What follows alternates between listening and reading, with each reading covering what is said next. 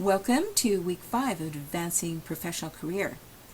Right now today we are handing in our membership and critical article review project, and I have to tell you I'm really looking forward to them. You are having such a great discussion in the forum about the critical journal reviews and about the new memberships in professional organizations and about so many other things that we are talking about. I'm thrilled with your congruous autonomy discussions this week and very pleased that many of you are actually experiencing congruous autonomy in your own lives. As a matter of fact, I think I told a couple of you that were I enrolling or recruiting people into a new study, I would definitely be considering you for members of that, participants in that study. And I may yet just invite you. I may decide, be based on the things that you all are experiencing, that I should start a new study. And anyway, I happen to be thrilled with your conversation and pleased that congruous autonomy resonates with you. I've also really enjoyed the conversations on self-directed learning and how you view that in not just what we're doing here, but in other aspects of your lives as you are professionals and have become professionals in very interesting ways. We move this week into critical reflection, and we're going to be talking about Mesereau's assumptions with critical reflection. Critical reflection is more than just thinking about what we are doing and where we are heading. Critical reflection is, and let's just take a look here, critical reflection is really considering what underlies the content of our perspectives, what the perspectives are that we see, because of course we sort when we make meaning of things. What's the content of that? What's the process of that? And what premises are we looking at with meaning making? And with critical reflection, we are exploring what assumptions and premises underlie the meaning we are making. Why is our worldview one thing and not another?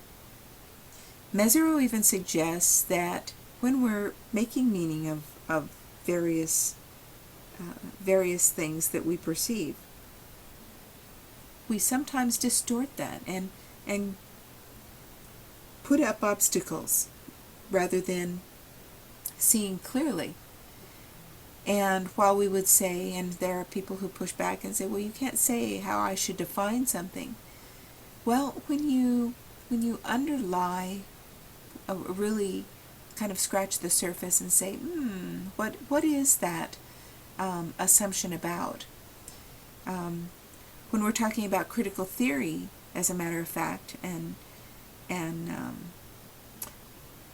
Paulo Freire and Stephen Brookfield and others who are exploring talking about critical theory, they're hegemonic assumptions and hegemony would be a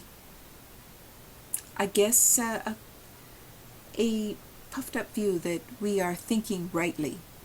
And so when sometimes we are not noticing because we're swimming in the downstream flow, we're not noticing who's swimming in the upstream flow, who is in the margins, what views are not being considered when we've framed up our view on various issues. And so if we explore our perspectives on a topic, sometimes we scratch the surface and say, well, I didn't consider this. or I gained that perspective because I am aligned with other views that I just brought in. They were the views of my parents or the views of my colleagues, and I didn't really explore why I view them the way I do. I just amalgamated them into my own world perspective, and actually in some ways they run counter to other values I hold. And so then sometimes we're able to sort those things out and possibly evolve those perspectives such that they really change just a little bit, or sometimes profoundly. So this week we're going to explore some of what we believe and consider if they're truly the way we wish to believe those things. And these are individual. We're not going to promote one aspect or view or another.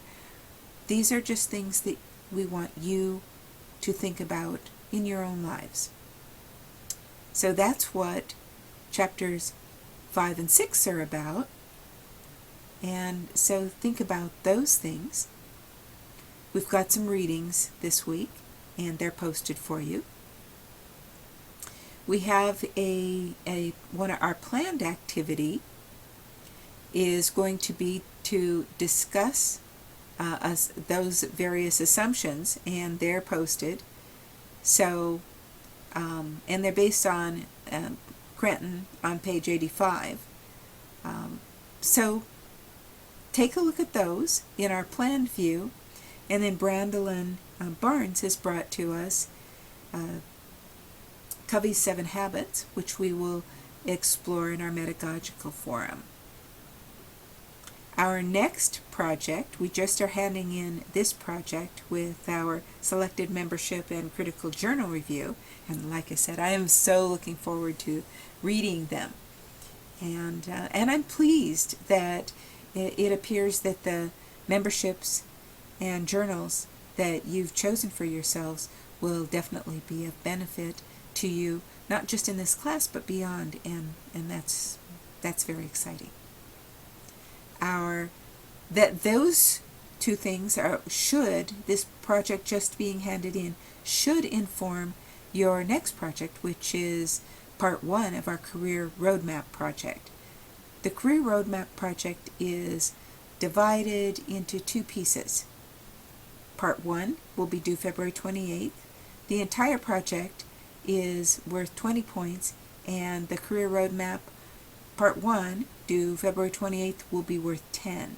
So it's I guess you would call it a draft. It's your first effort at defining your career roadmap, career, service, scholarship, leadership, mentorship, and possibly beyond your professional career. It could extend into possibly volunteerism and various things you might have planned or be considering for a career past your job career, your workaday career that you are engaged in now, but more of a retirement career that you might do past this career. Or perhaps you've got a second career planned, and so this career will move into a second career prior to retirement. So whatever you have in mind will be framed up in your career roadmap, and with various milestones. And so we'll talk about that. Notice that in our right-hand menu you'll have the instructions and rubric, as well as where you will submit that. And the roadmap will be you'll submit into Moodle. So here are things that we will talk about in the roadmap. Who is doing now what you hope to be doing eventually, and might that person be a resource for you? Who could be your mentor? You may have someone in mind and already have a mentor that you're working with. What professional organizations might you join that could serve for your mutual growth? And probably you've just chosen that and just handed it in.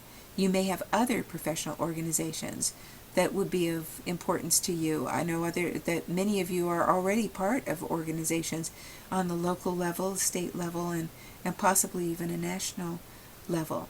And that's just wonderful. Are there other organizations that could also be part of that? I know some of you've mentioned that there are organizations you're thinking about and may join in the future. Some of them are a little bit expensive, and you'll consider them when you have the means to do that. What professional journals might you read? You've got a journal in mind now, but are there others that would be contributing to your understanding and your future growth in your profession? What institutional organizations, committees, or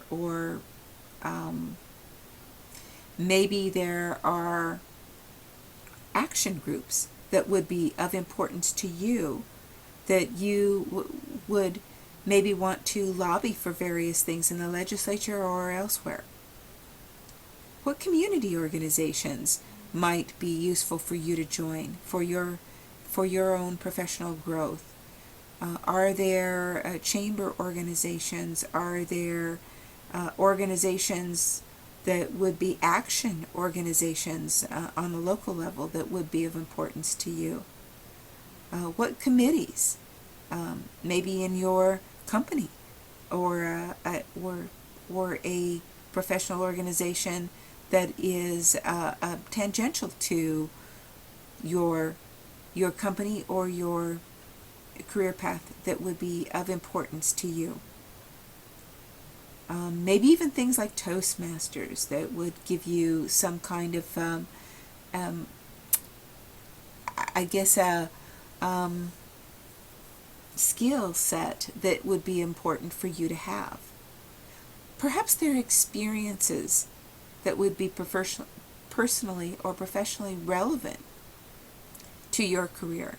Maybe traveling to a specific place, maybe observing certain kinds of areas, or exploring events that have taken place in the past, events that are taking place in the future, whether they're conferences or gatherings of one kind or another. Perhaps skill enhancement that you should definitely do.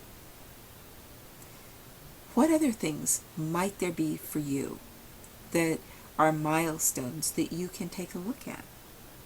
So these are things that I want you to think about and write about and put on your career roadmap. And that's the first half, due February 28th. For this week, we have some both planned and pedagogical forum discussions that will advance us individually and together. I look forward to it. So, let's get started with week 5.